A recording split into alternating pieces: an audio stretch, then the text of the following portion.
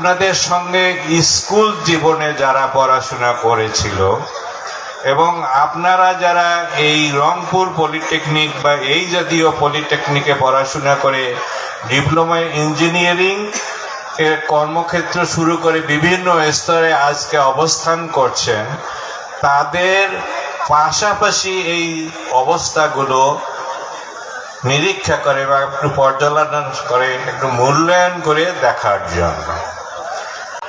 আর একটা বিষয়ে আমি বলতে চাচ্ছি, যারা এই অধ্যয়নরত ছাত্রছাত্রী আছে তাদের উদ্দেশ্যে, কিন্তু ওরা তো প্রেজেন্ট নাই, ওরা উপস্থিত থাকলে হয়তো এই আপনাদেরকে দেখে কেউ কেউ আপনার chief engineer, superintendent engineer, executive engineer, কিন্তু বড় বড় ম্যানেজার, জিএমটিএম বিভিন্ন পজিশনে এই প্রতিষ্ঠানেরই ছেলেমেয়েরা আজকে অবস্থান করতেছে।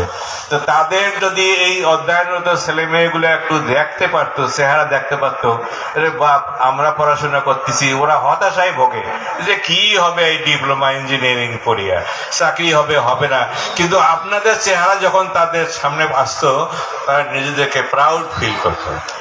তো যাই হোক, ভবিষ্যতে এই বিষয়টিও চিন্তা ভাবনা করার জন্য আমি অনুরোধ রাখছি। পরিশেষে এই এত বড় অনুষ্ঠানের এই বিরাট কর্মযজ্ঞকে যারা সাফল্যমণ্ডিত করেছেন তাদেরকে সবাইকে ধন্যবাদ জানিয়ে আমি আমার বক্তব্য শেষ করছি। সবাইকে ধন্যবাদ। অসংখ্য ধন্যবাদ মোহাম্মদ নাবেসুদ্দিন স্যার।